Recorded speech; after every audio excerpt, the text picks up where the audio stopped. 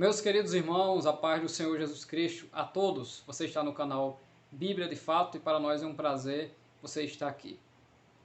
No título você leu 7 vezes em que o Alcorão falou da nação de Israel. Fica conosco até o final, pois nós iremos conferir agora, aqui no Alcorão que está nas minhas mãos, o que o Alcorão fala do povo de Deus. Nós iremos conferir, iremos ler em loco, iremos ter a primeira impressão do que esse livro, que é considerado o livro sagrado para o povo muçulmano, falou do povo escolhido por Deus, do povo de Israel, do povo de Moisés, da nação judaica. E a primeira referência está na 7ª surata, chamada de Al-Araf, os Cismos, em 159 e 160. Entre o povo de Moisés, existe uma comunidade que se rege pela verdade com a qual julga. Havíamos-los dividido em 12 tribos, formando nações, e quando o povo sedento pediu a Moisés o que beber, inspiramo-lo, golpeia a rocha com o teu cajado, e de pronto brotaram dela 12 mananciais, e cada tribo reconheceu o seu. Logo, os sobreamos com cúmulos e lhes enviamos o maná e as codornizes, dizendo-lhes, comei de todo o bem com que vos temos agraciado. Porém, desagradeceram e com isso não nos prejudicaram. Outros sim, condenaram-se a si mesmos. Então a primeira referência que nós achamos aqui no livro sagrado, Corão ou Alcorão, é uma narrativa do que aconteceu no deserto, quando faltou água e Deus ordenou a Moisés para que da rocha a que Moisés ferisse surgisse água para matar a sede do povo. A segunda referência está na 17ª surata, chamada de Al-Isra, a viagem noturna, no número 2 e também do 4 ao 7, que diz: E concedemos o livro a Moisés, livro esse, que transformamos em orientação para os israelitas, dizendo-lhes, não adoteis, além de mim, outro guardião. O texto, ainda vou ler do 4 ao 7, ele fala como que na primeira pessoa, mas uma primeira pessoa, não na primeira pessoa no singular, mas no plural. Nós concedemos, nós damos e nós fizemos. Dá a subentender que ele está dizendo que nós, o povo muçulmano, nós concedemos, ou seja, geramos tudo o que eles são hoje.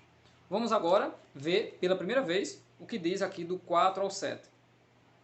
E determinamos no livro aos israelitas, causareis corrupção 2 vezes na terra e vos tornareis muito arrogantes. E quando se cumprir a primeira cláusula, enviaremos contra eles servos, nossos poderosos, que adentrarão seus lares e será cumprida a nossa ameaça. Logo nos concederemos a vitória sobre eles e vos agraciaremos com bens e filhos e vos tornaremos mais numerosos. Se praticardes o bem, este reverter-se-á em vosso próprio benefício. Se praticardes o mal, será em prejuízo vosso. E quando se cumprir a segunda cláusula, permitiremos aos vossos inimigos afligir-vos e invadir o templo, tal como o haviam invadido da primeira vez, e arrasar totalmente com tudo quanto conquistarem. Para mim, até esse momento, lendo essas 2 vezes em que o Alcorão fala do povo judeu, dá a entender algo que teologicamente não foge no sentido de uma heresia, de coisas que de fato aconteceram com o povo judeu e coisas que acontecerão. Porém, a linguagem é um pouco diferente. Para nós que somos acostumados a ler as Sagradas Escrituras, não tem aqui o Deus na primeira pessoa. Eu sou o Senhor, Deus Todo-Poderoso, principalmente nos textos aqui para Israel. Mas sempre no plural. Nós fizemos isso, nós permitimos, e enfatizando aqui, nessa segunda leitura, muito sobre a questão do castigo quando Israel não cumpriu os mandamentos, chamados aqui de cláusulas. A terceira referência no texto do Alcorão, em que eles falam do povo de Deus, de Israel, está na 5ª surada, Al-Maida, ou seja, a mesa servida. Nos números, ou vou chamar de versículos 13 e 14, que diz: Porém, pela violação da sua promessa, amaldiçoamo-los e endurecemos os seus corações. Eles deturparam a palavra do livro e se esqueceram de grande parte do que lhes foi revelado. Tu não cessas de descobrir a incredulidade de todos eles, salvo de uma pequena parte. Porém, indulta-os e perdoa-lhes os erros, porque Deus aprecia os benfeitores. Olha o que diz agora. E também aceitamos a promessa daqueles que disseram, somos cristãos. Porém, esqueceram-se de grande parte do que lhes foi recomendado, pelo que disseminamos a inimizade e o ódio entre eles, até o dia da ressurreição. Deus os inteirará, então, do que cometeram. Agora eu achei a leitura um pouco mais forte, e eu comecei a perceber que eles estão escrevendo, entendendo e dizendo, tanto para judeus e agora, para minha surpresa, para cristãos, de que eles erraram diante de Deus. Tanto o povo de Israel, como os que se dizem cristãos, eles erraram. E Deus mostrará a eles que eles estão errados e erraram. E por isso o ódio foi disseminado. Ainda na quinta surata Al-Maida, nos versículos 22 a 29, também temos uma outra referência. E vamos ler literalmente tudo o que está escrito, do 22 ao 29 agora. Disseram-lhe, ó Moisés, dominam-na, porém, homens poderosos, e nela não poderemos entrar, a menos que a abandonem. Se a abandonarem, então entraremos.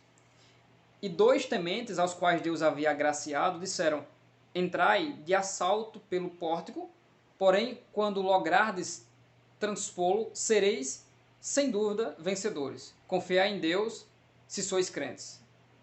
Disseram-lhe, ó Moisés, jamais nela, na cidade, entraremos, enquanto lá permanecerem. Vai tu com o teu Senhor. E combatei-os, enquanto nós permaneceremos aqui sentados.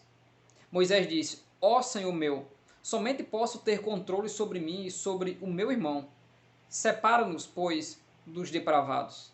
Então Deus lhe disse, estar-lhe-se-á proibida a entrada na terra sagrada durante 40 anos.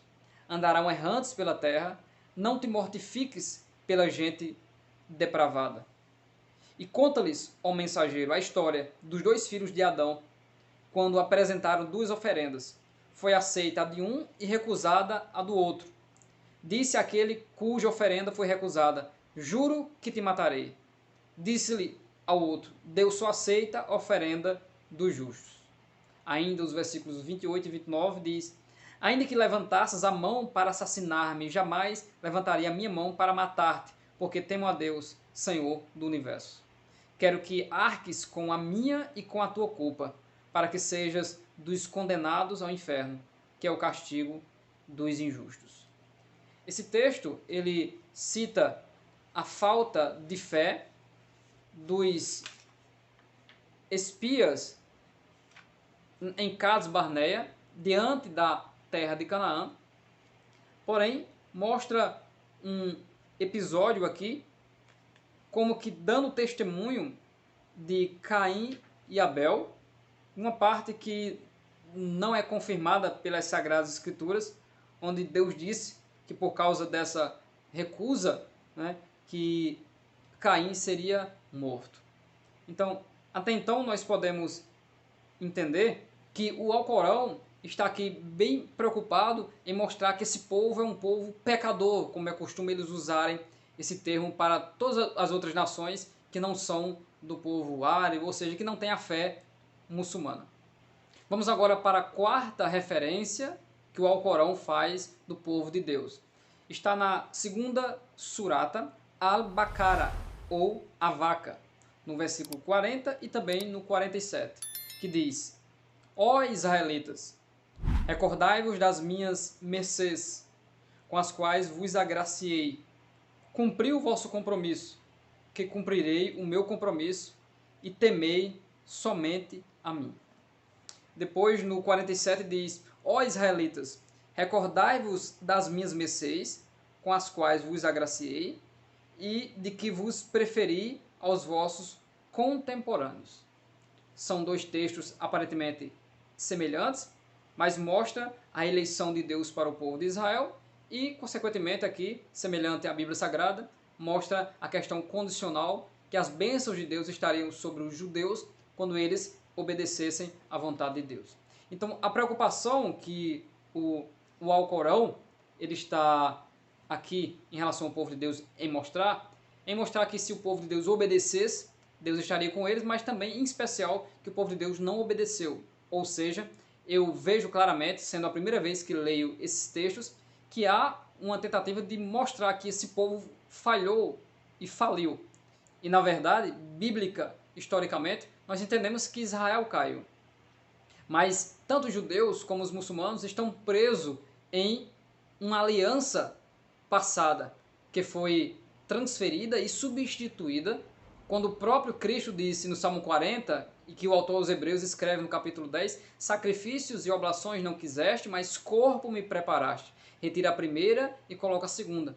Cordeiro de Deus que tira o pecado do mundo, ele foi o responsável por aperfeiçoar todo esse plano, que engloba judeus, engloba muçulmanos, não relacionados à religião, mas o povo árabe em especial, e todas as nações do mundo.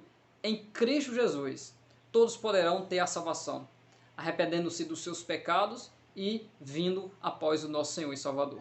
Então vamos agora para o próximo texto em que o Alcorão fala do povo de Israel. Vamos conferir agora a quinta vez em que o Alcorão cita o povo de Deus.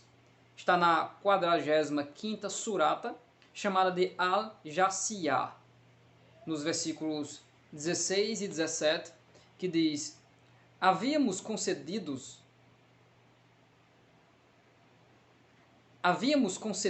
aos israelitas o livro, o comando, a profecia, e os agraciamos com todo o bem, e os preferimos aos seus contemporâneos. Veja que esse versículo está semelhante ao outro que eu li.